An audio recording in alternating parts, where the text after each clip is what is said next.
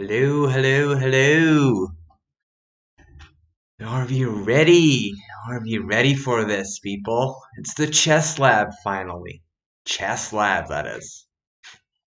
So today, I'm going to look through opening questions and opening ideas that you guys have been asking me to look forward to or look into. Now, some of you have already asked me some questions on our Discord. And in fact, here's the link if you want to be part of that deal. Just posted it on chat. That's our Facebook and our Discord.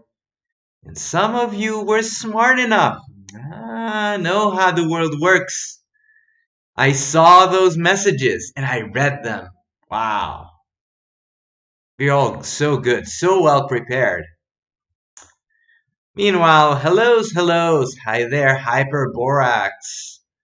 What's going on? Thomas Trainson. We'll see if this will last forever or if it won't. Just add blue. Poggers indeed. Hey Matthias. Hello there. So, I think we could even start with some of these questions. But first, let's get into the study section. Yep, the studies in here, my studies, chess lab, building a repertoire. Now, so this first one is kind of dedicated to answering the question of Beckengull and raise the curve.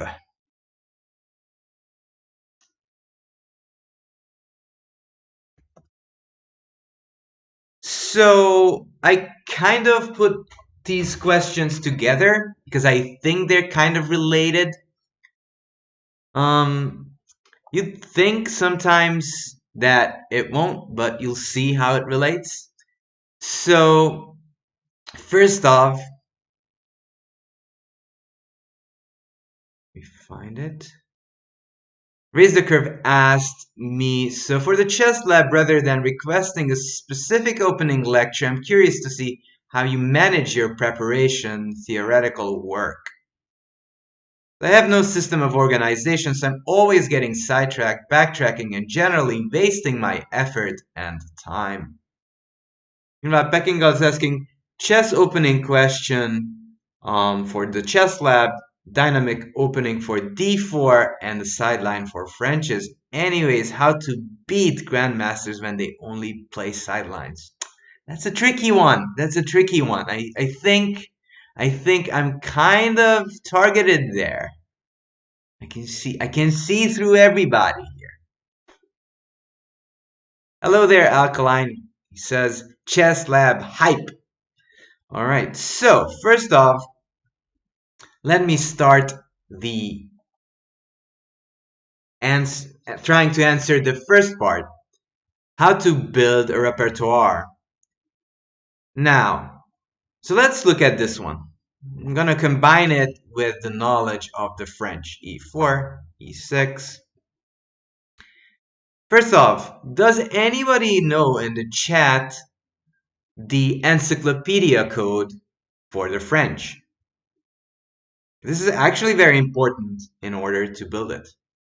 I know you guys can read, but that's just the beginning. Hyperborax, congratulations at reading what's up there. I actually just noticed it now, but that's just the e4, e6 position. So this is just the beginning. How long does the French extend? This is important. This is important when you're trying to organize your chess work. Indeed, it starts from C000.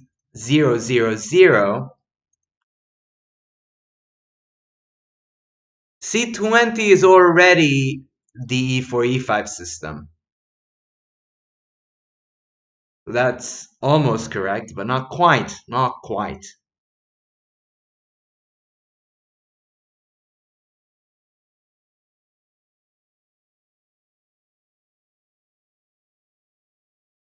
So this is the main position.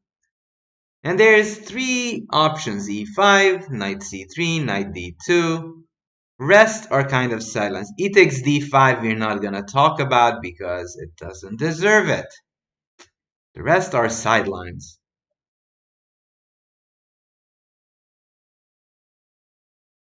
So it is from c00 to c19. c19 being the classical Fischer variation, kind of avoiding, so it's knight c3. This is considered to be the main line, or at least at the time. Bishop b4, e5, c5 here. Chasing the bishop, takes, knight e7, and knight f3 is considered c19 and the main line. Hyperborax, it's not me who's trying to be nitpicky, it's a fact. c20 is already e4, e5. So, and queen g4 is c18. This is c19. This is c18. Now, when you're building a repertoire, first off, look through the ideas, the main concepts that you're going to face. Hello there, Van Hoffman. Look through e4, e6, d4, d5, and you must take a look at knight c3 and solve your problems against knight f6 and bishop b4. Also, same thing with knight d2. Decide if you want to go c5 or knight f6. This is also main line. Takes f6, etc. And e5 here. And queen b6, a3. When there is c4, closing down the position, being more positional or more aggressive, trying to go against that e4 pawn. b4 takes, knight f5, bishop b2. So my point is, whenever you're looking at these systems, the way I organize my stuff is that first you look at the critical lines. You look at knight c3, you look at knight d2, at knight c3, you can look at knight d2 and e5. And when you're done looking at those lines, you can start branching out. So when you create like a file, you first solve these problems and put them in one little box. So knight c3 is one separate variation. And this is number 1 and 1. Knight d2 being number 2. But you can name it whichever order you want it to. And I'm just going to do NO3. So you're not going to put all of them in one, you divide them in chapters. So knight c3 is one chapter, knight d2 is one chapter, and e5 is a chapter. And by this, you have everything organized. And whenever you're preparing or planning to play a variation, or you just want to look it up, you just retrieve that from your computer, ChessBase, or whatever you're using, and it should be easy. Now, then you can come back and realize that, okay, I have everything. I've covered knight c3, knight d2, e5. Now we go a step back and let's say we say after this, let me even create a new chapter. Add a new chapter. I'm gonna say deviations after to d5. So I'm going to go here, here, here, here, and I'm not going to go into deviations here. I'm going to start deviations after d5 because there are some deviations. White can go queen d3, which is rare, but I did play previously, or could go bishop d3, queen d3, e takes d5, and nothing much else. But you organize it this way.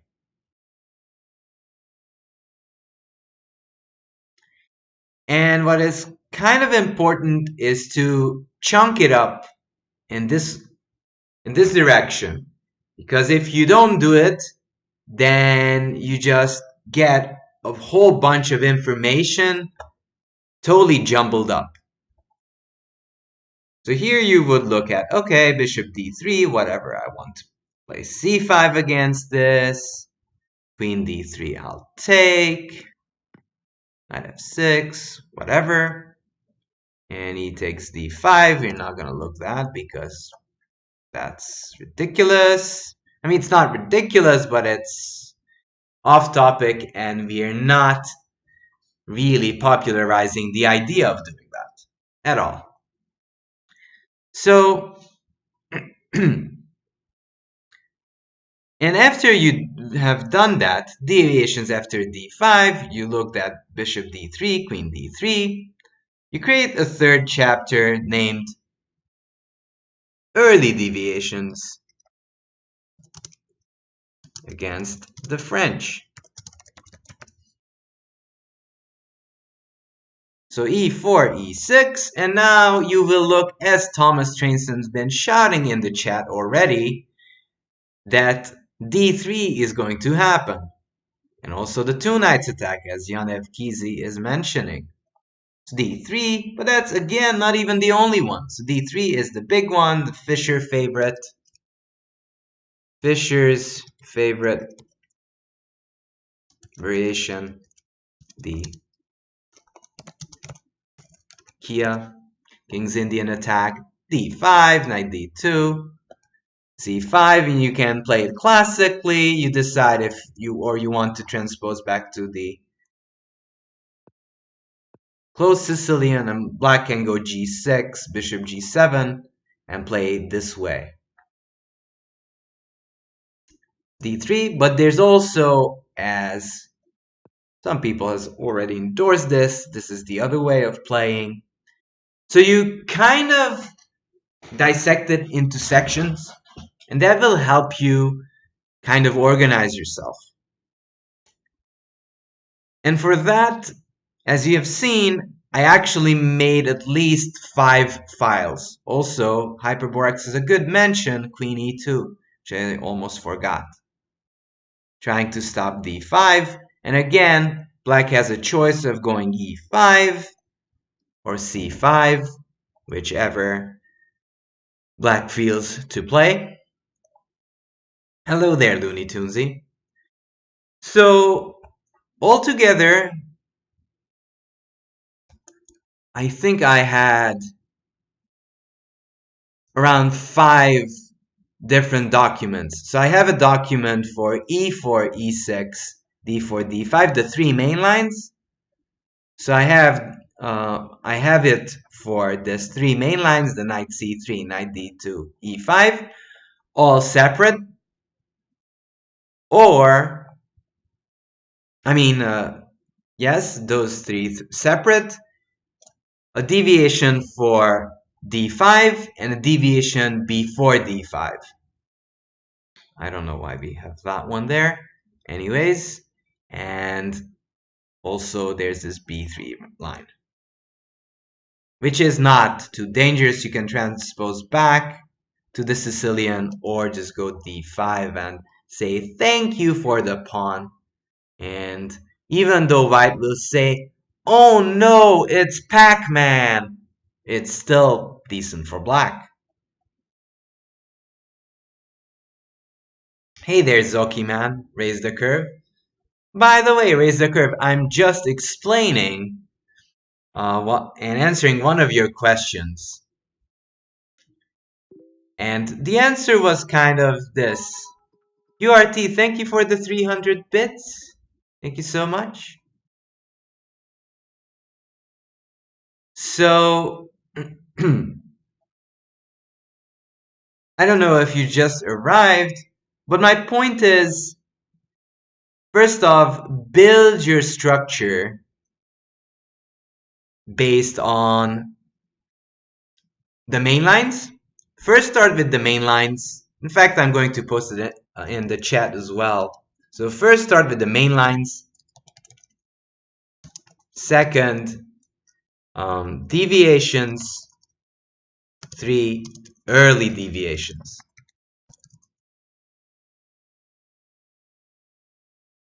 Basically, I'm just giving you the main concept, what I'm saying. We're just starting also. So first, you organize your files. You look at the main variations that you face the most often.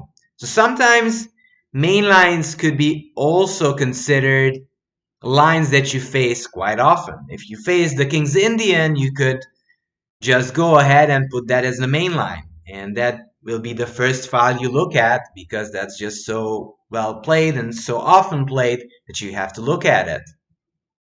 Then you look at deviations and 3 early deviations. And now, as there's this early deviation, I did want to, this one, the deviations after 2d5, queen d3. The specking god was asking what to do when your opponent is playing sidelines, how to react.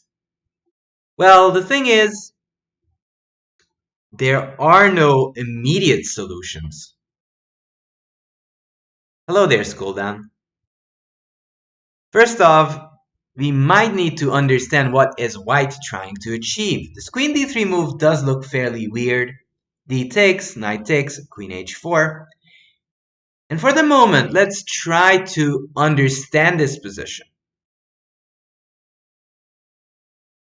And if we understand it, we might be able to refute it eventually.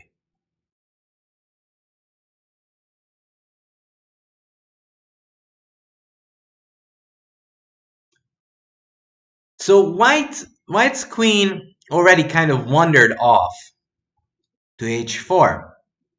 That's kind of the negative way of looking at that maneuver. But what's the positive? What is white trying to achieve with maneuvering that queen to h4?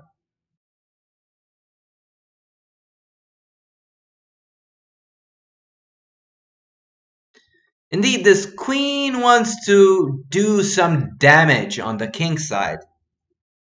I'm not sure about queen g3 necessarily, but that's also an idea, trying to maybe put pressure on the g7 pawn. That's not the main concept though.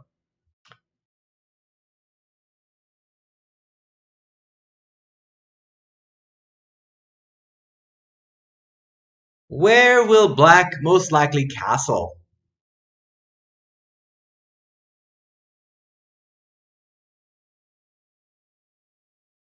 Probably will castle short, indeed. So eventually that will be a target. I'll just mindlessly play moves with white and black. Then we just castle into the attack. White can go bishop g5, and this looks fairly pleasant for white. Because black didn't really consider white's plan of attacking the h7 pawn, and now white has a fairly promising position.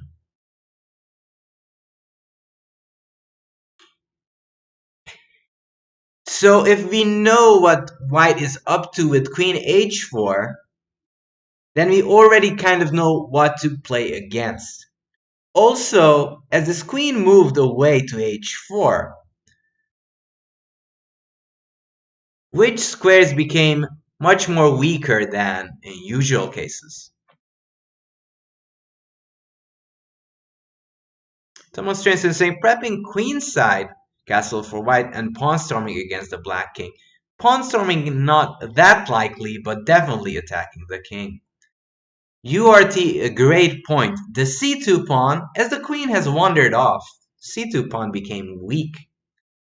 So this is the way you actually learn how to play against sidelines. You try to understand what are the ideas of your opponent, namely bishop d3, bishop h7, and putting pressure on that h7 square, trying to attack in the future, and also realizing that, okay, I know what to look for and what to try to avoid, but I also noted that there are some weaknesses, and also white spent a lot of time maneuvering that queen away. So bishop e7, bishop d3, and knight c6 this time is very strong because A, it threatens knight takes d4, but B, knight b4 is also threatened.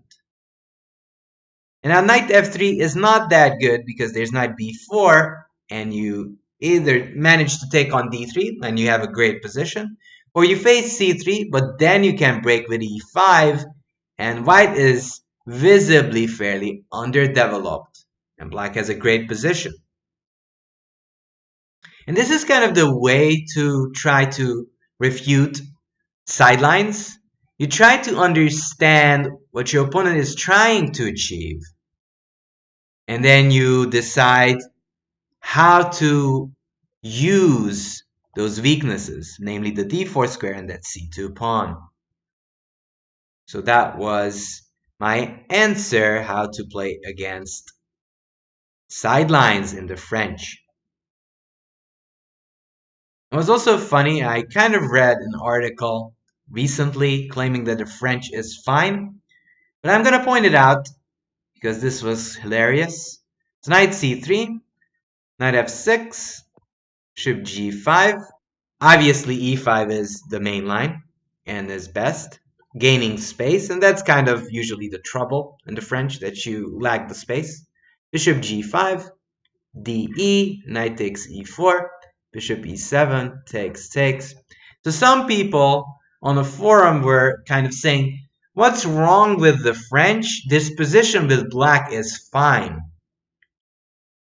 Can anybody answer me why this is fine with black?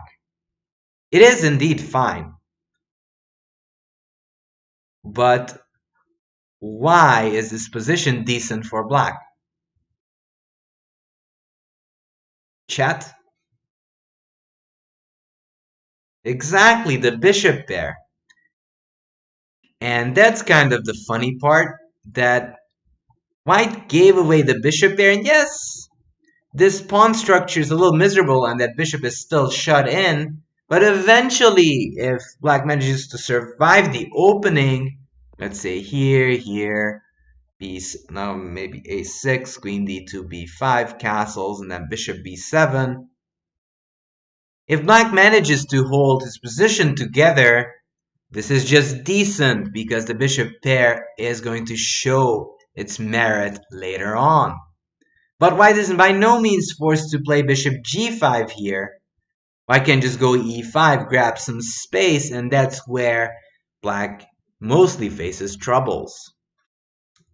Takes bishop e7. Schooldown is asking why take with the pawn. So you could take with the bishop, but then you kind of jeopardize the fact that you have the bishop pair. You're not going to have that for too long, as I have constant pressure on that bishop. The reason they take with the pawn, because I can chase away a very active centralized knight on e4, and B, I can try to break the position up because of this pawn. When you take with this bishop, it's much harder to achieve c5. You can, but because white has too much space, usually white has a better position there. That's why g takes f6 is played more often.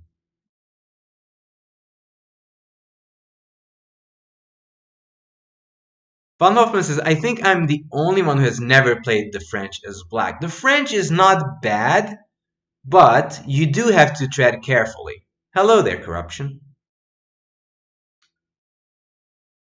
So, I just wanted to mention this one because I found it hilarious when people said, oh, but that variation in the French is fine. Yes, because white for no reason gave up the bishop pair. And that's why e5 is so much tougher. White has a big center, and obviously there's a big debate going on whether this is big advantage for white or not, but it's it does look like white should be a little better at least. In any case, that's my answer for building a repertoire. So summarizing it, first look at these three main lines, chunk it up, then look at the deviations. Hello there, Cardi. So that's kind of a way of looking at and building a repertoire. Also, you can prepare for sidelines, but sidelines in general you should be able to refute them because they're sidelines for a reason.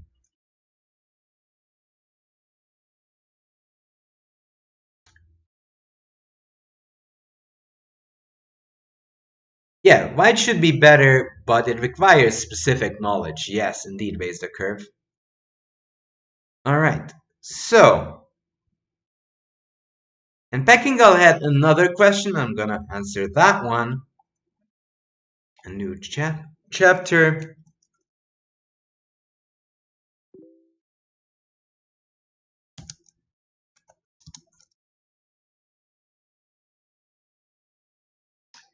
So right now we're looking at games and how to build your repertoire and answering other opening questions as well, because this is called creatively the chess lab. So Peckingal asked also if I could get a dynamic opening for it as I'm a d4 player and sideline for French, but we answered that one earlier. So d4, whenever you play d4, you're kind of playing to gain more space. d4, knight f6, c4, e6. Now, if you're white, let's imagine that, dear viewer. What would be the thing that you would like to achieve the most? If you could make two moves in a row, what would it be, dear viewer? Hello there, Andres G. How are you doing? You'd love to play knight c3, e4. Why would you want to do that? What makes you want to do that so badly? Well, one of them is greed, of course, but to build a big center. Therefore, I do advise anyone who wants to play this line is to play knight c3, bishop b4, and there's two ways of actually achieving this e4 move. Right now, it would be a mistake because I just take that pawn. So one of them is queen c2, and the other one is f3. f3 is super wild and dynamic, although it will achieve e4. On the other hand, the king becomes slightly exposed. Give and take. F3 systems are usually very sharp and gives a healthy space for white. So this leads to dynamic positions with white having a big center but a slightly weakened king side. So it's a dynamic choice. It's interesting. But if you want to be ambitious and you don't feel like playing f3, try queen c2. Let me even promote that. Same idea. You're kind of stopping black from forcing a doubled pawn, which can actually happen in f3 systems. Like this often is the structure that you see, this doubled pawns, which can in the long term be a nuisance. But queen c2 is more of a solid approach. If bishop takes, you take with the queen, and then the situation is just muy bueno. And this is, of course, the classical Nimzo. Queen c2, castles, And you can go e4, which is super wild.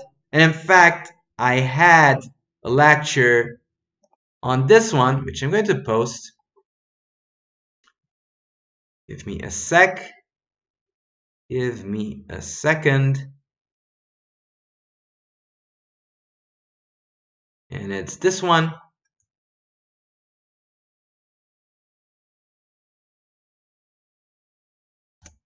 I already kind of looked at e4, where white does get the big center, but can get overextended. So e4 is interesting, but can be double-edged. a3 is the one that I would suggest, though, aiming to get the magical bishop pair. Now, does this lead to an advantage immediately? Not necessarily. Not necessarily, but this could give you a long-term hope of an interesting fighting game. d5, knight f3, d takes c4, queen takes, b6, bishop g5, bishop a6, queen a4.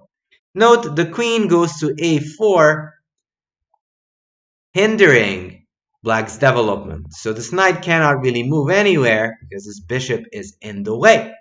So black is forced to play c5, d takes, b takes, rook c1, queen b6, kind of forced, otherwise you might have to go back, but that's a waste of time, and this is a very sharp position. Queen b6, bishop takes, you double the pawns, you go rook c2, defend this pawn, knight c6, e3, takes. Now you can take with the rook and the king, doesn't really matter, takes, king e2, and white is going to play for against these weaknesses on c5 and a7, and you go rook c1 and b3, stabilizing this structure while this king is also a little bit weakened on g8.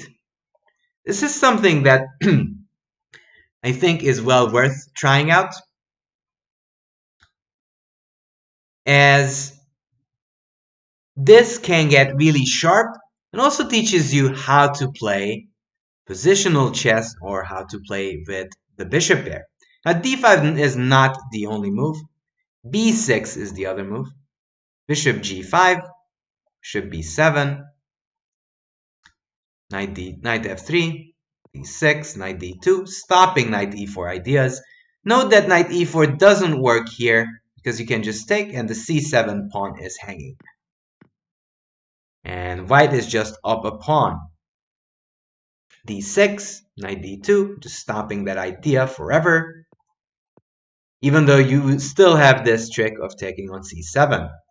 Knight d7, and we already kind of talked about this position earlier. But how should white try to gain an advantage? So it's white to move and play.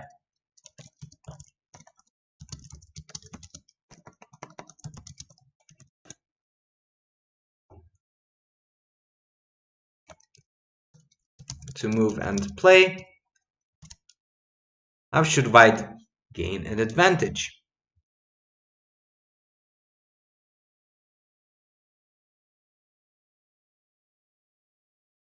Rook g1? Rook g1, I'm not quite sure how that is thematic.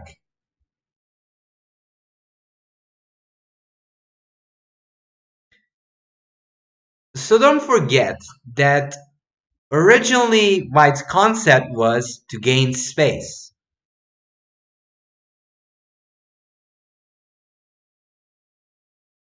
And also note that there's still a lot of pressure on that square. So we might need to have some precautions before we get there.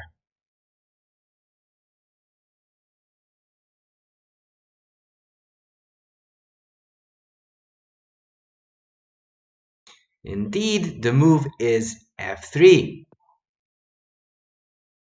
And because we have the bishop pair and black is a little passive, we can get away with this move. And after, let's say, rook c8, e4, Note that this knight can't really take because we'll take, go back, and this knight is doomed after b3. If it goes to knight b2, just go rook b1 and take it, and if knight c3, then we're going to chase it down on a2. So knight c3 here, knight has to go to a2, but then rook c2 captures that pony. So that's not a real threat. And after c5, bishop d3, white is slightly better after castles. After d5, you take, and you castle, and you have a slightly better position. Long castling in this type of position is very risky. So in general, I think this is the line that I would suggest Beckengal to play, as I think this will help you grow as a player and also leads to some fun positions. Talking about fun positions, I'm going to add a game that will just point out how much fun this is. Okay? Add a new chapter.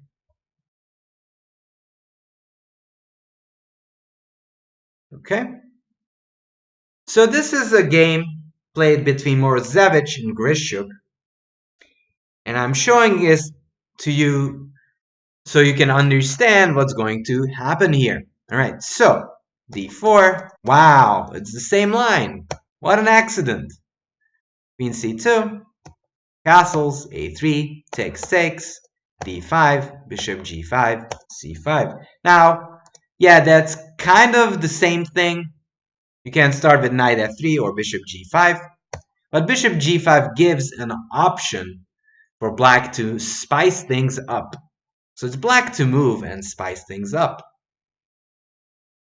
And Peckingal asked me that make it dynamic. Well, this can get very dynamic easily. And that's the reason I'm going to show you this game. Just to show you how much fun this is.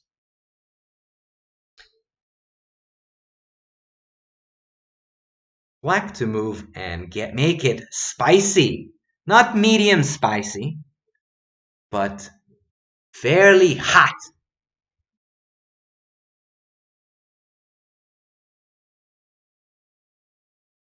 Yeah, knight d4 doesn't work here.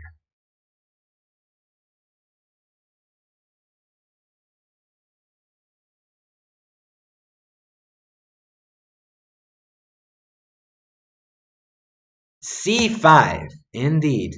Well, I give it an exclamation mark for aggressive tendencies. Now, I know that some of you are not Pac-Man at heart, but if you play this line and you're ambitious, you have to embrace the Pac-Man inside of you.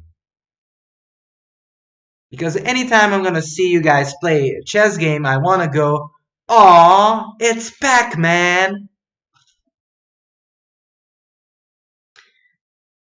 So c5, therefore we go, boom, we take it. Like it's not even there. In fact, I'm going to give this one an exclamation mark and take away the exclamation from this one. It's just a move. I can take it away. Anyways, just a move. Make it just interesting. But taking is definitely the right decision here. You're trying to gain that free pawn. Oh, you're taking it. And now things are going to spice up. Black is gaining more space, plays d4. And now you have to decide which way you go. Actually, two ways. You can go queen c2, castle, and play that way. That's also a legitimate way of playing. But Morozevich is known to be a creative player and came up with a different move. Chet, any idea which way white could go instead of queen c2?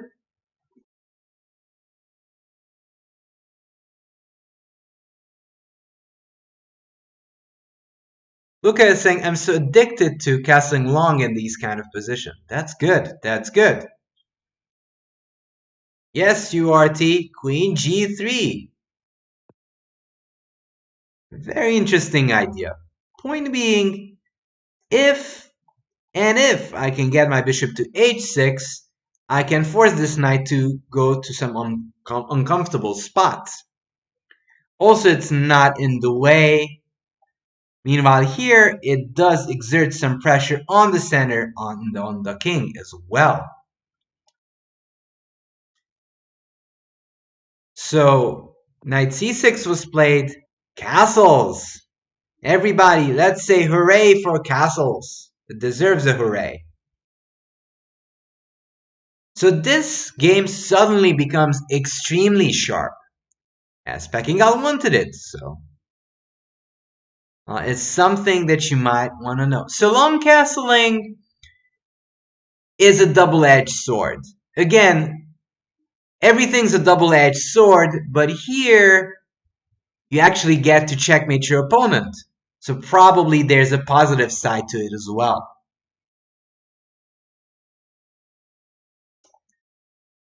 So e5 is played. If knight e4, I can just take back, and we start counting the pawns here. And we'll come to realize that white is up an extra pawn, so it all is great for white. Therefore, Grishchuk is an ambitious guy, so he tries to build on the fact that he has the center, even though he's down a pawn.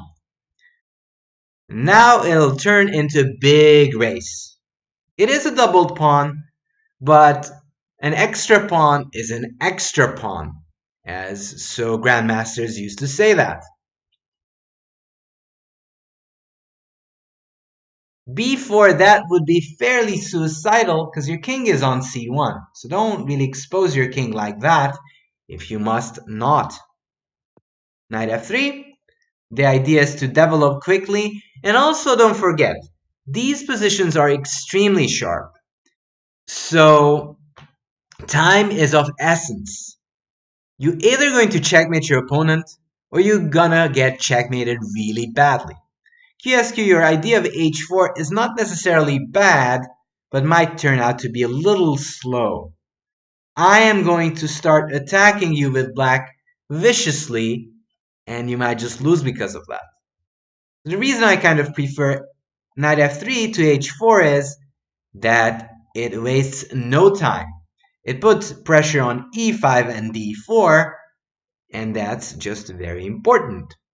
Alright, so we already know what white is trying to achieve. But what is black trying to do in this position? How can black try to open up on the queen side? This is very important if you want to understand this position.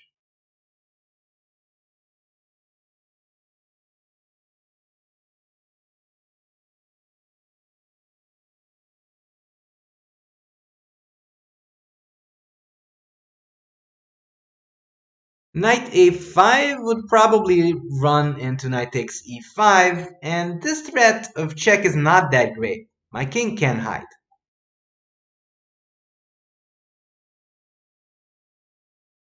Bishop f5 is an interesting idea, Zanzetsu. Knight a5 is not necessarily bad in general as an idea, but I think right now it's early. Also, I can take on e5 many ways.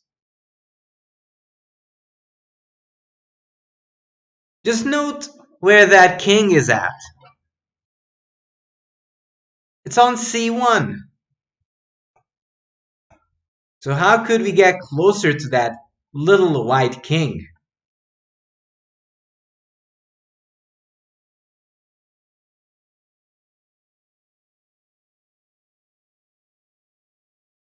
Note that we won't be able to checkmate that king without the help of those rooks.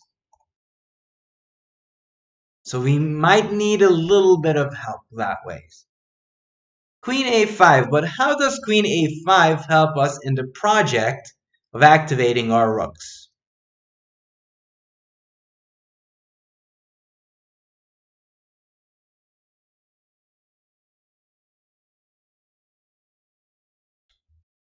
Chat, you're getting warmer.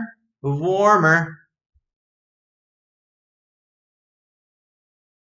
Also, queen a5 blunders with bishop f6. Exactly.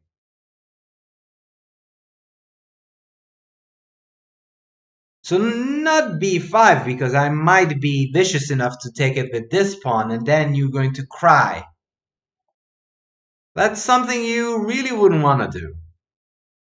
And just add blue comes up with the killer, b6. Indeed, b5 is the good idea just executed not too perfectly. b6 is the move. You want to get rid of that pawn and then you can attack on the b file. Everybody say hooray for just add blue, as everybody is getting currency for that.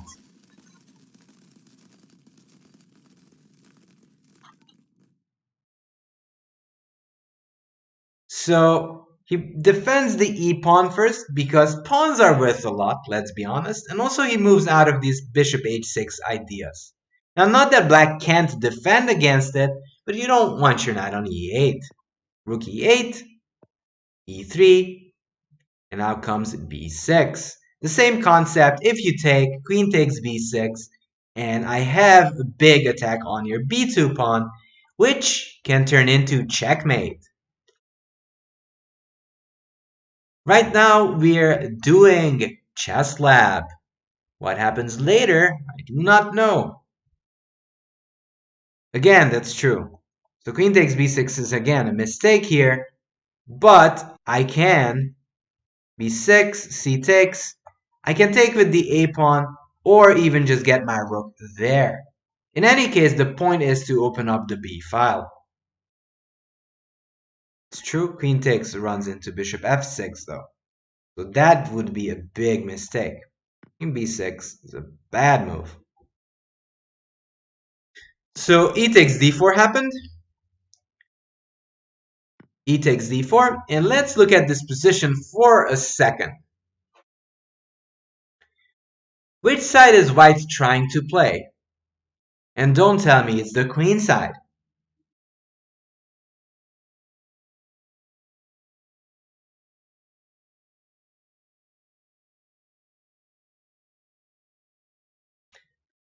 We're going to play on the king side, so we're going to put our bishop on d3. We're not going to bother helping black get an attack. Make Grishuk work harder. Bishop d3, b takes c5. And as we've seen before, what type of plans could we come up with here?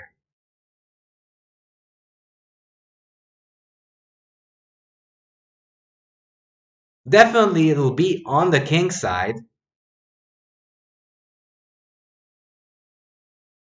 Definitely queen h4, setting up for attacks on the h7 pawn. Rook h1. First he brought his rook into the game. Bishop e6. The big threat was if you go rook b8, I can take on f6 and you have back-rank problems. Takes, and then there's mate on e8. You can't capture back the bishop. Therefore, Grishuk played bishop e6. This was forced, and now comes just add blue's queen h4, which is fairly annoying, as you threaten to take there and take on h7, h6, and now it's time to play Moro to play and just destroy. Moro to play and go all in.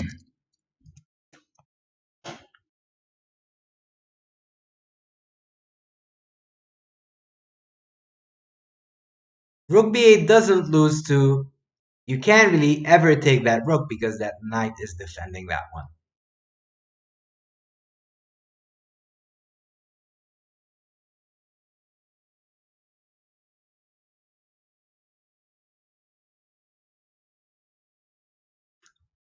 So it's white to move and play.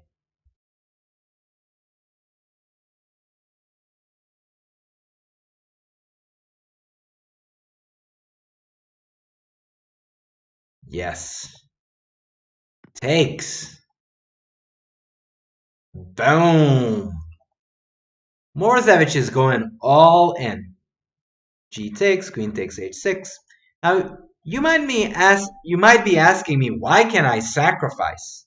Well, the reason is that you have a bishop and queen coordinated and ready to threaten mating ideas. On the other hand, isn't that defended by this knight? That is true. But the fact is, eventually, this knight will run out of ammunition.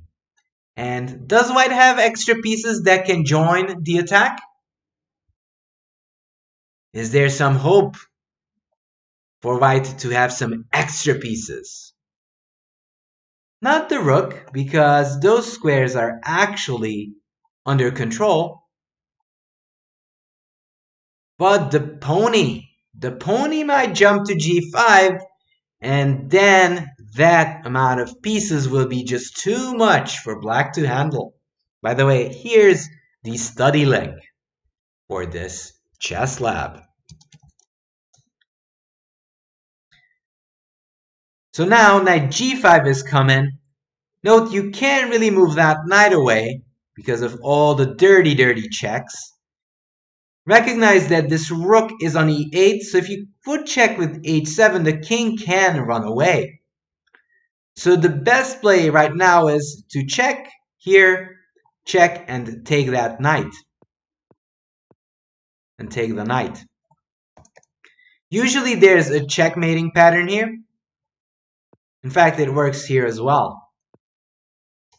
White to move and play. This is very nice.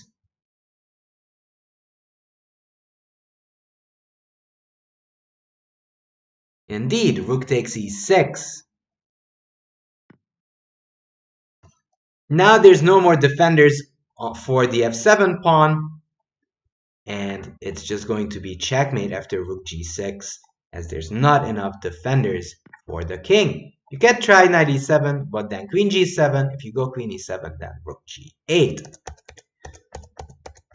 But Grishchuk is a high-class player, and he knows when there's trouble, you've got to look for counterplay.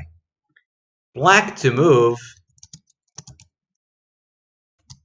and the look for counterplay. Zanzetsu, if you go knight g4, that's basically the same deal that I just showed you. White is just checkmating or winning some material in that case.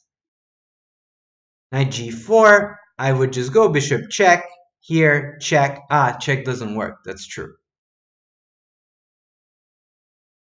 But knight g4 is still very suspicious. Probably you're getting mated.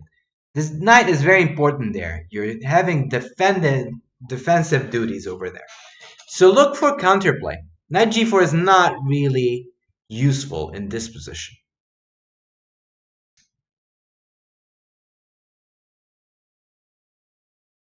Horse knight, that is my question. What should black do, or what should be black's last hope here?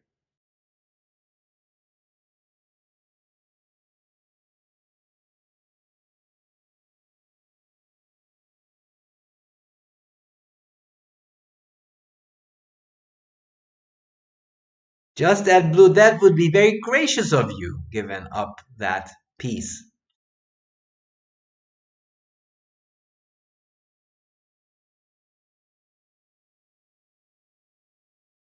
Yeah, Christmas spirit. So don't let the Christmas spirit take over you, dear chat and viewers. Try to be a meanie, Mr. Grinch.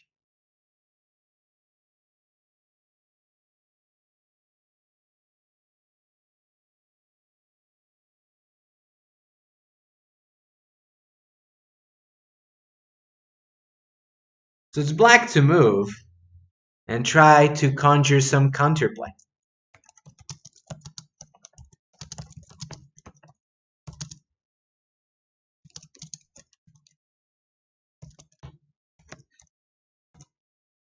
Raise the curve raises a good point.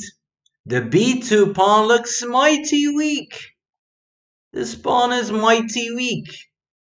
And to be honest with you, I agree. By the way, here's the Lichess study. If that pawn is mighty weak, what should we do against that guy? Well, just try to do your best.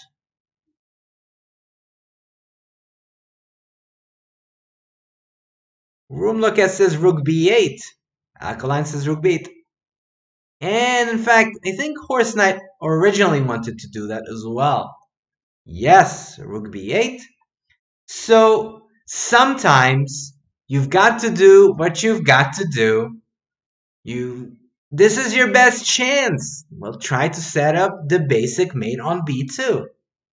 Never said it'll work, but that's your best chance, so go for it. Now, we're with Morozevich, but then comes the big horse of f3 and jumps on g5 and goes all Viking on black's position. So what if I'm an unsuspecting fella and play knight a5? How can you punish me? If I'm an unsuspecting feller, how can you? Of course, it's bishop h7. And if I go king h8,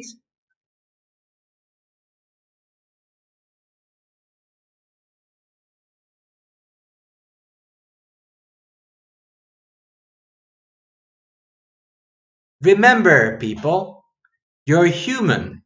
You're capable of using more than one method to win a chess game. And as a human, you're able not to play bishop g6 every move.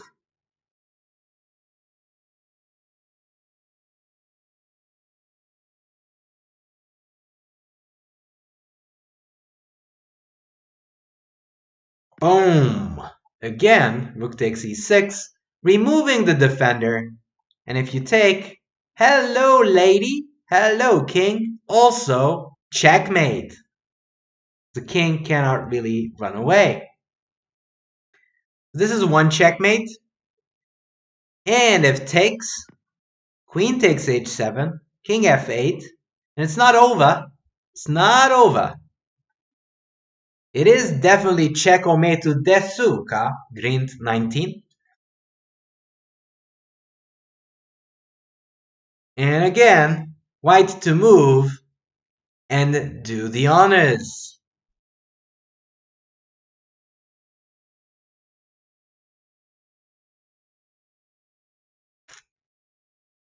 White to move and deliver. Yellow Dragoon, thank you so much for raiding with a party of 24. You're actually just in a midst of some tactics, a sample game for a d4 system. So feel free to join. We're trying to figure out the solution right here. Also, how was your stream? Hope you had a fun time. So as you can see, white to move and deliver. As there's so many people saying rook takes e6, and I'm not gonna lie, I'm crying deep inside. I'm doing great. I'm doing great. How are you doing, Yellow Dragon? Everyone is trying to take on e6, but channel your human emotions and try to find a better move. Because rook takes e6 will make Morozevich cry. Also me. But I don't think you guys care about my feelings. But it's okay. It's okay.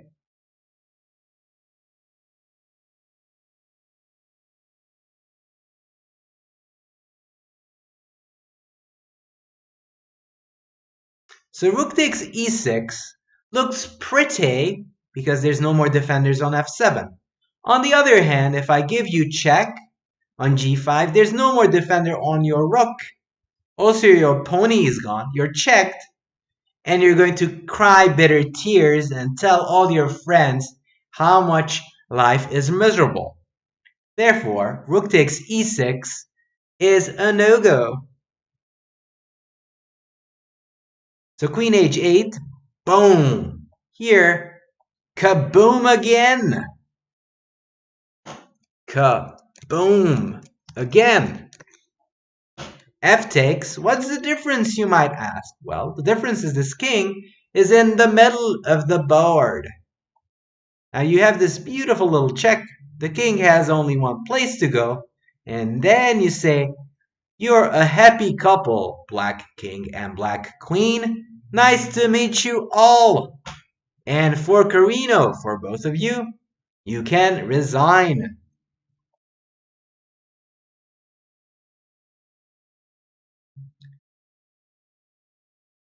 So this is one of the reasons. QSQ, there's nothing wrong with queen h6, but queen h8 just wins by force. So this was line 1, but obviously Grishuk played queen b6. Now if you tell me rook takes e6 is wonderful here, don't tell me that. You know what? Just don't say that, okay?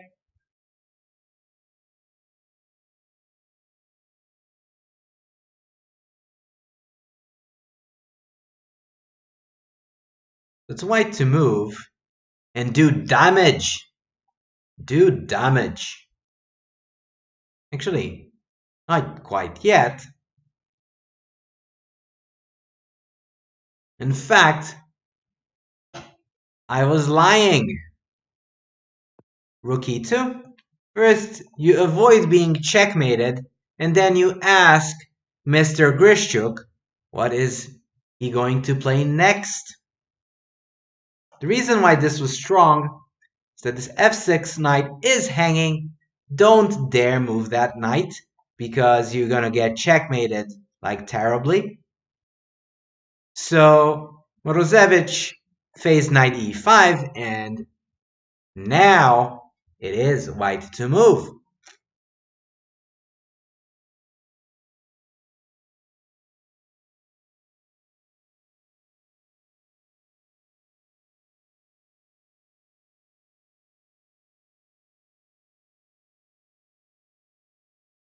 So that knight on e5 is annoying, right?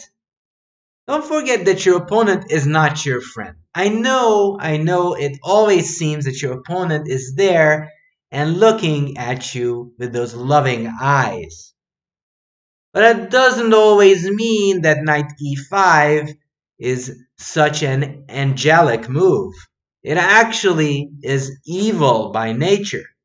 But you happen to find the reputation. That knight actually wants to hit on that bishop. Now, is that knight on e5 a welcome guest? No, it's not. We hate that knight. Therefore, we're trying to liquidate it.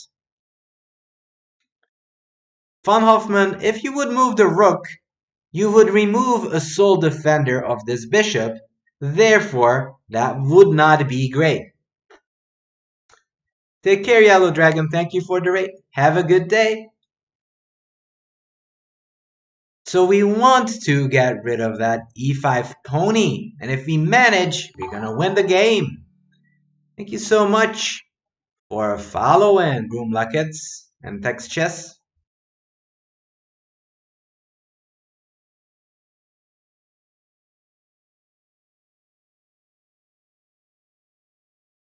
Oh, okay. Sorry, I didn't see. Never mind, Von Hoffman. My apologies. Indeed, bishop h7 is a brutalise. Because you can't go in the corner, because you're going to say bye-bye to the knight and the game. It's going to be over. So you must take. Queen takes, king f8, but it's not yet done. It's not yet done. Thank you, Ursus Retro, for following. Also, the same for you, Kartoffel235. And now we just fork Carino with queen h8 and collect the pony on e5. Thank you for the follow, Krov FB5, king d7, and the rest is agony. As this rook does the business of defending that pawn, that's enough. We don't need more. There's no more knights left to jump around, but our knight is much more alive and attacking all those crucial squares. Planning to fork on f6, b4. This is a wild move, but it's typical Morozevich. If this pawn would take, then we could go rook d4, and then we can say goodbyes to Grishuk. So queen a6 was played, knight c5, for Carino, so don't even think about taking on a3, rook c5, rook takes d4, intermediate check here, and black resigned, seeing that queen takes c5 will be just too much and too good. Kartoffel, thank you for subscribing with Twitch Prime. So this is that variation that I tried to show you guys. This was the game between Morozevich and Grishchuk.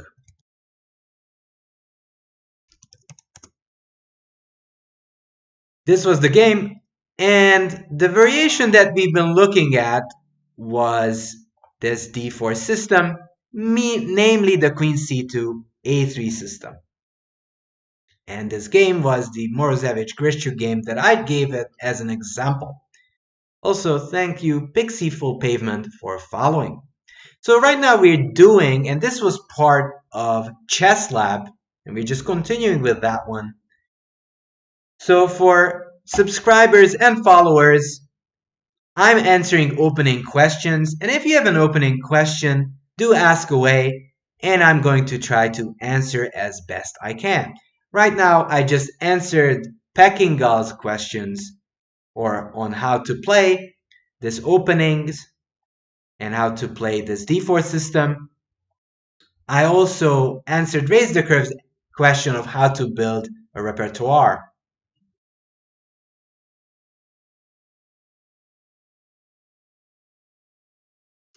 Neil Deal, how to play against the Karo Khan. Okay, let's add a new chapter.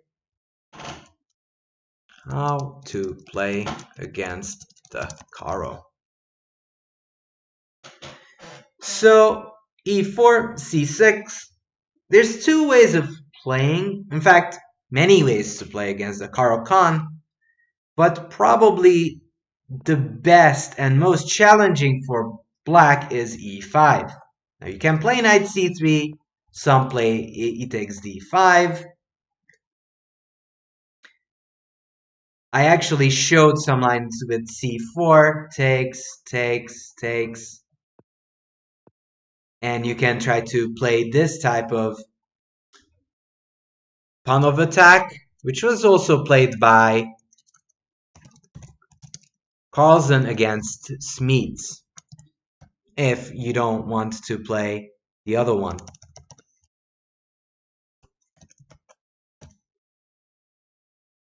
But e5 is definitely the main line. Bishop f5, knight f3, e6, bishop e2, knight e7, knight d2. The main concept is to get the knight on b3, kind of dissuading black from playing c5. Knight d7, knight b3, h6, castles. And white will kind of play for two plans. One of them is a4, a5, trying to gain some space on the other side. Let's say bishop h7, a4, knight f5, a5.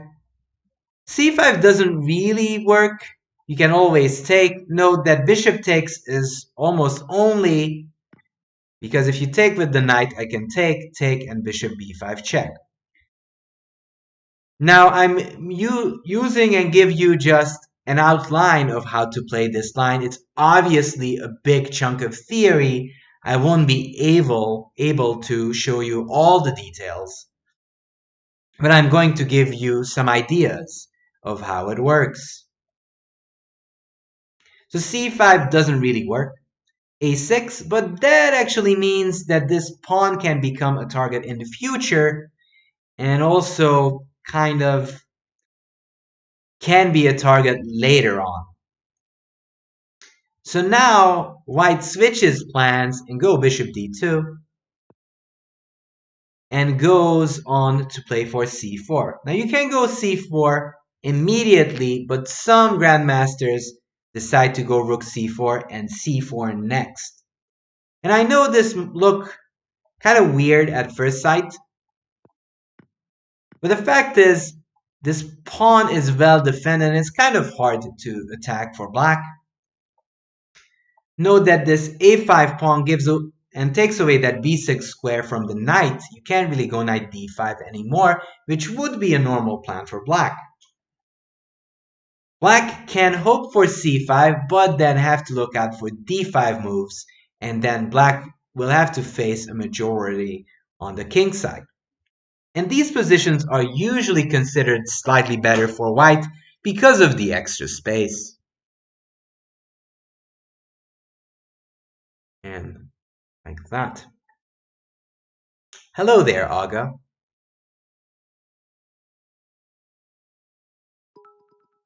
URT, thank you for the 500 bits. Thank you so much. Raise the Curve is asking, why do grandmasters so often favor unambitious positional systems against weaker opposition, and how should that strategy be countered?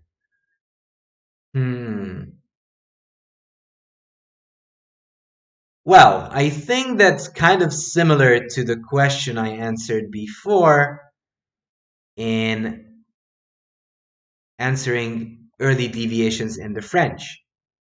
Say d3, let's look at queen e2. Positional system. Why does grandmasters play this? Well, they want to have a long positional drawn out game. Definitely they want to do that. What to do against it? Now, sometimes you just have to do what happens, and you have to do what you have to do. If it's a positional game, well, you have to dig deep and play positional chess.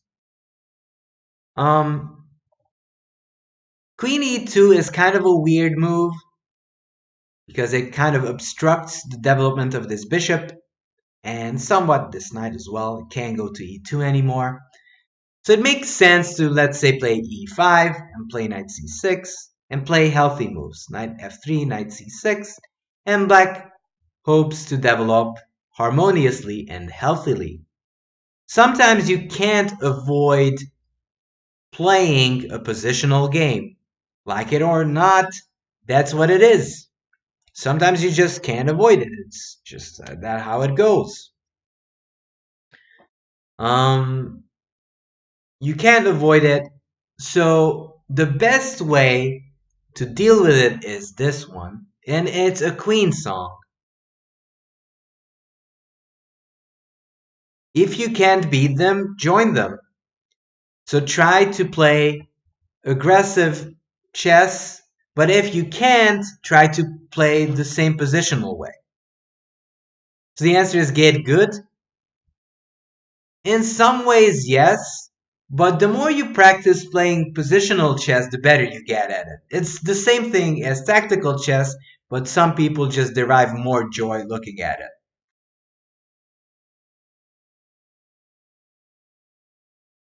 So Hyperborax is asking how to defend against the Boros line. So my line. That's such a question. Hyperborax. On the Dutch variation. Create chapter. d4, f5, knight c3, knight f6.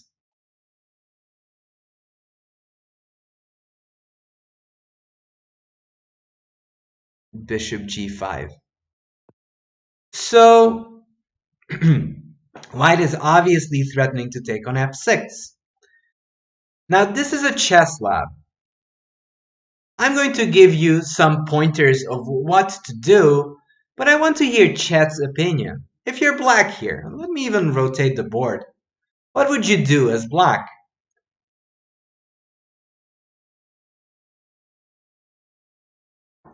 What would you play the black?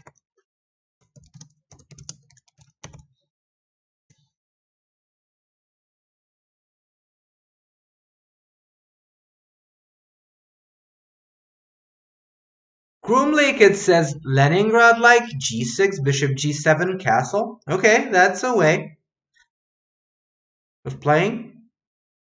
Hyperborex says e6, followed by h6. So said g6, e6. Any other opinions? Hey DJ Chess Dog, good to see you here. Thank you for the follow.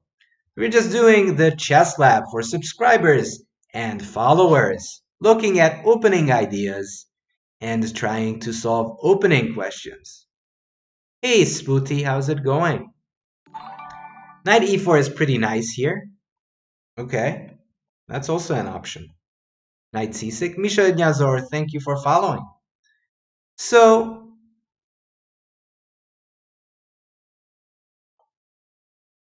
first off, white is threatening to take. And most importantly, are we scared of bishop takes f6?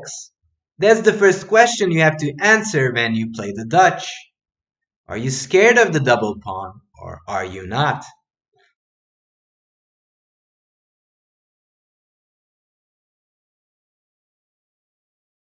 Grumlaket says no, Hyperborex says yes.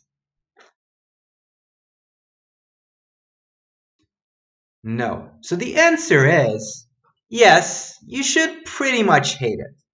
So e6, I like. g6, it's like positional suicide in some ways. Takes. And the problem is, not only you weakened the white squares everywhere, that was a botched up arrow, but also I will have a potential majority on the other side, and I might have some other targets on the king side. So that's something that you need to pay attention to when you play the Dutch. You shouldn't enjoy having double pawns. So I kind of like the idea e6 and also knight e4. Knight e4, on the other hand, kind of invites white to develop with tempo. So let's say you want to go g6, but I can go knight d2, immediately attacking your knight. Takes. And then white's play is a little easier, and note that black is kind of out of pieces on the king side. It just is not around. So I kind of like e6 most. And then it kind of gets into this strange kind of half stonewall kind of positions. Knight d2. Now you can still go h6, but then you might have to deal with e4. So h6 takes e4. This might not be a big deal, actually. You can go g6 and go Leningrad way. Or you can also still try to go the Leningrad way with g6 now. Or just h6. Maybe if e3 here, you can go g6, and if h4, then there is this move h6. You really don't have to worry about this g6 pawn. It's kind of hard to get close to that one. So this is kind of my answer. I think e6, h6 should be the best way of playing. Partho, yeah, e6, bishop e7 is also fine. Knight d2, bishop e7. You just have to contend what to do after this one. Not e3, of course, but e4.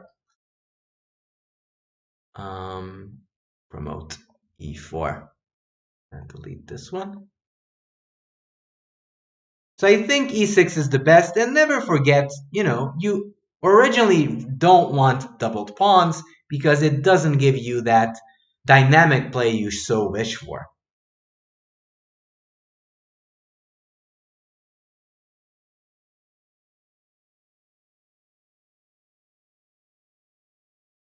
Moonman asks, what's the most challenging against the London system? Thank you for asking. And I have someone on the internet who answered this question before. I think I know him personally too. Wow. Found it. Here's the link.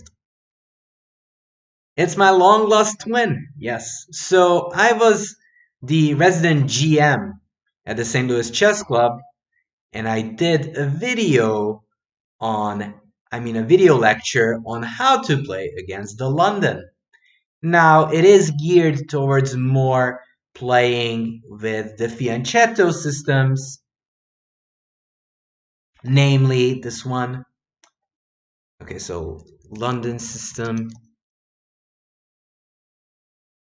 I linked the video there.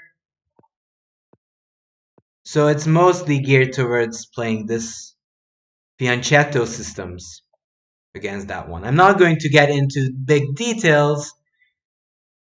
Andrea Buttes was not impressed, yes, but later on realized that she actually plays those lines that I pointed out, which means I won. And she agreed with me later on. She realized that the lines I showed were awesome.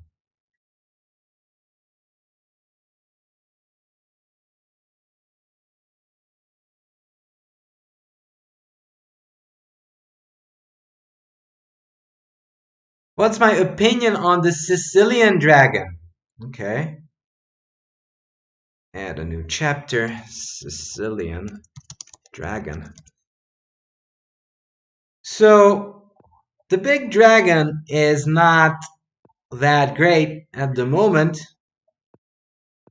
because of many reasons. Castles.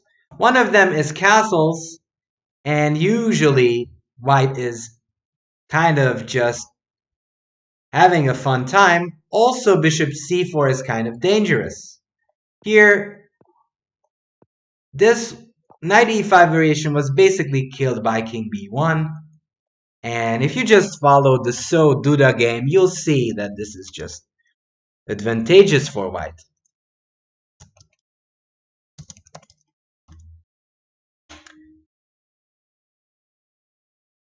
Bishop b3, probably knight d4, b5 is playable, but is not really popular for one reason or another, but maybe this is playable.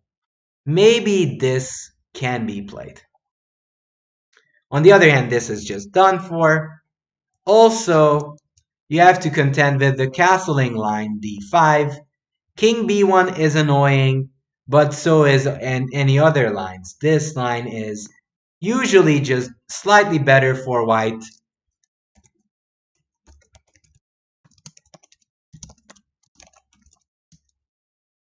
With black usually just trying to hold it all together. So the fun is kind of taken out of this whole system.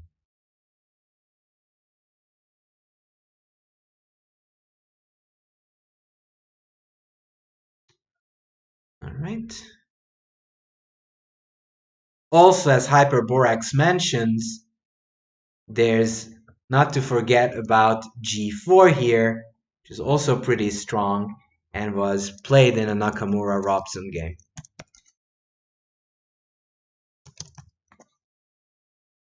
This is also pretty good. So for the moment,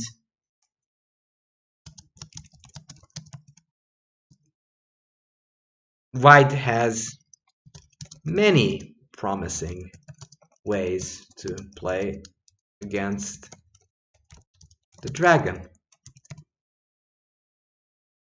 Again, here's the link for what we've looked at so far.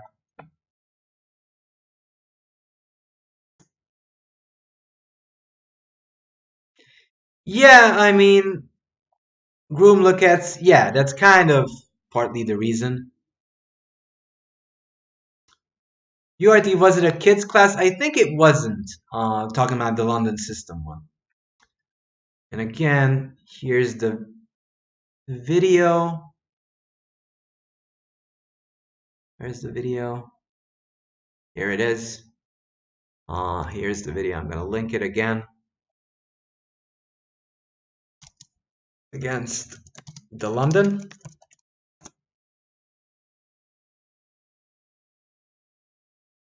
Yes.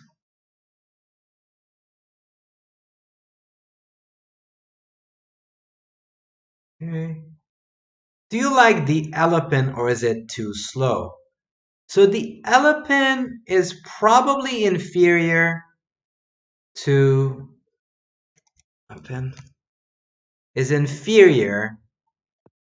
f3 and d4 systems and even these bishop b5 stuff. But it's kind of third best. It's an interesting idea. Also, this line is one of the big favorites of the player who has the longest undefeated streak. I don't know if you guys can decide who that guy is. Let me know in the chat. I want to know if you guys are educated on this topic or not. It's not Capablanca. And it's not Magnus yet, Angel. It ain't Magnus yet.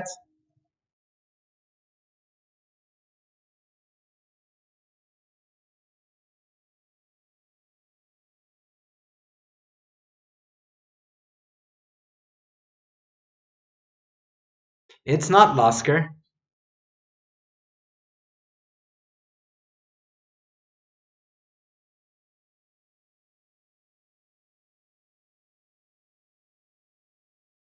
So he's a Dutch player, and he reached 2700 some time ago. And he's a Dutch champion. Philidor is not Dutch. I'm so sorry, but that's a fact.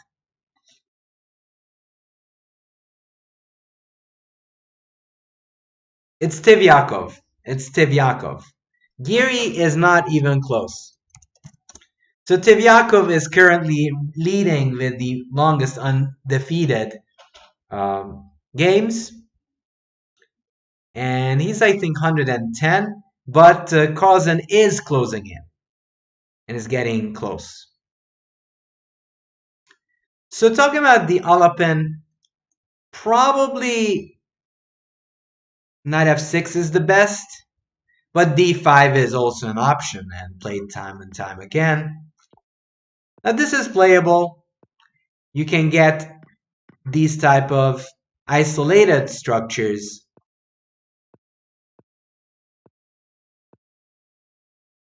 where white can play on the king side, but black has a firm control over the d5 square. This is fairly playable for black.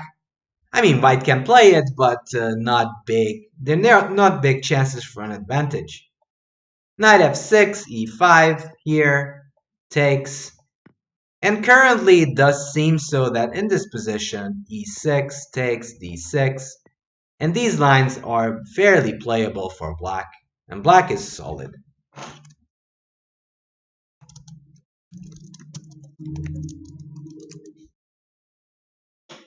Now obviously lots of lines here, but according to current theory, this is just fine for black.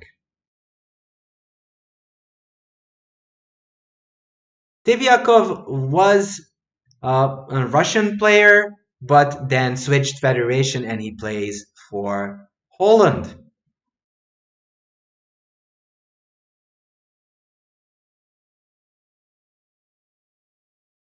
Let me see if we have any other questions.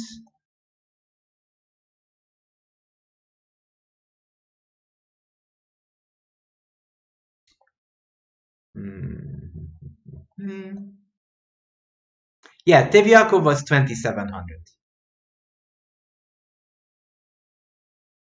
Okay. Last few questions.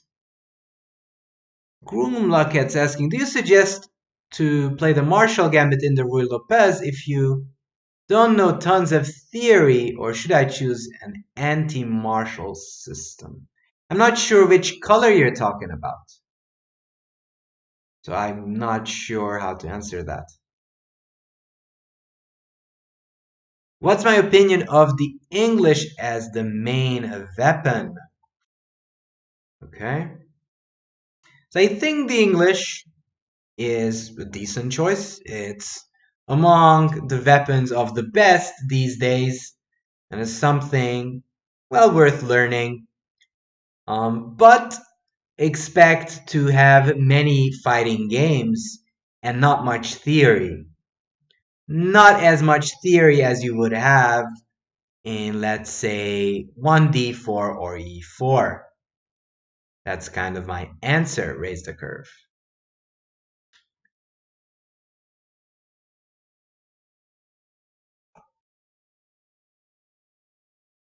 So last but not least,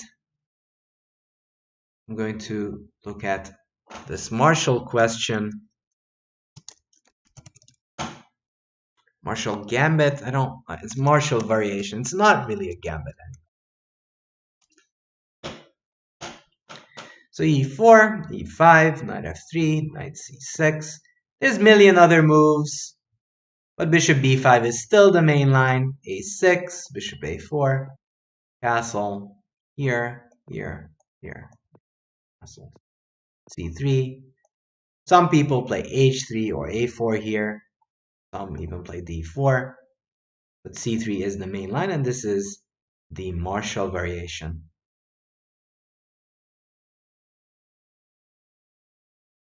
You had to face it. I still don't know which color you're talking about.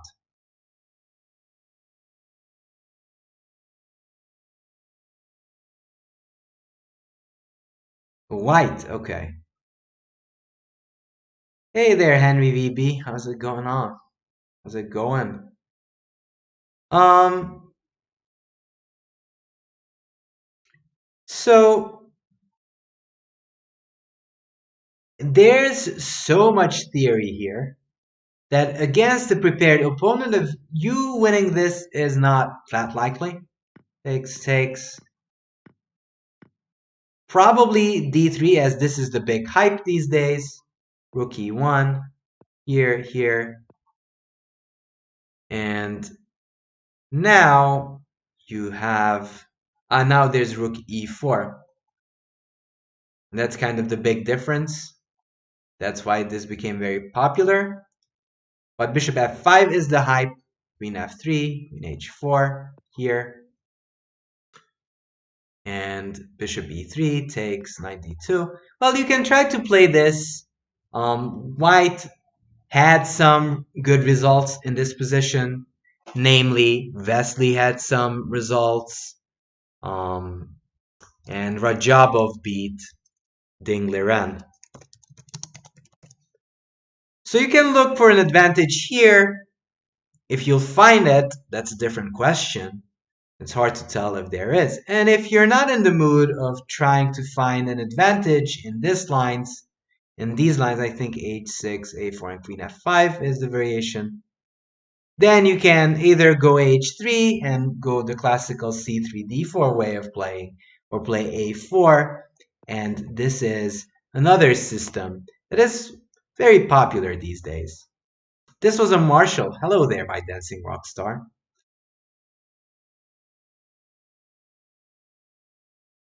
So I think either a4 or the c3 main line is the thing to look into.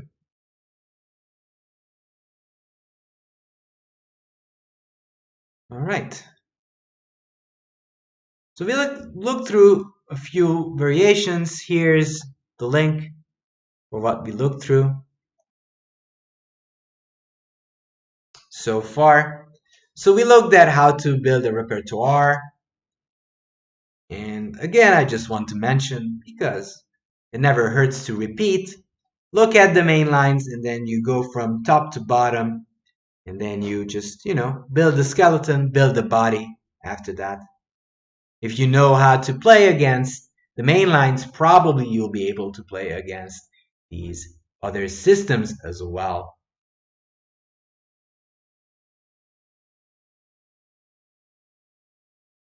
So we looked at mostly Queen C2 systems, a little bit of how to play the Caro-Kann. We answered my Dutch variation. And we looked a bit on the dragon.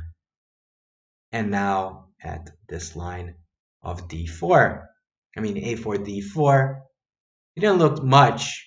In fact, D6 you have to take, D takes, and your plan is to plan your knight on C4, go A5 if you can, and put pressure on that E5 pawn. There were many Caruana Ronyang games here, which I advise you to look at.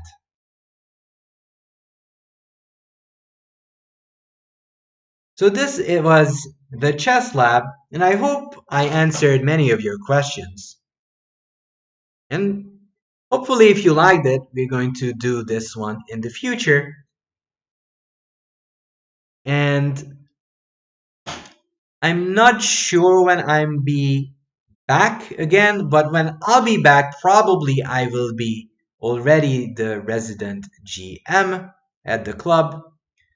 So probably going to stream from there. And if you have questions, I can answer it. Also, we have the Discord here. So if you want to be part of the ChessVeeb club, please join the Discord. And if you want to be up to date, join our Facebook as well. So this was the Chess Lab. Hope you had fun. And before I go, let's raid somebody.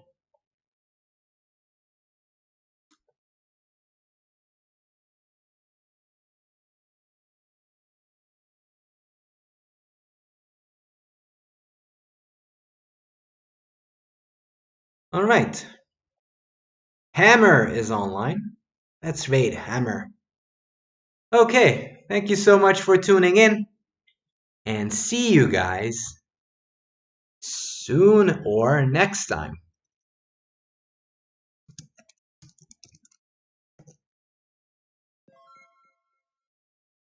Thank you, Chessbuns, for rating. But we're just going to Hammer. So, thank you so much. Take care and see you guys later.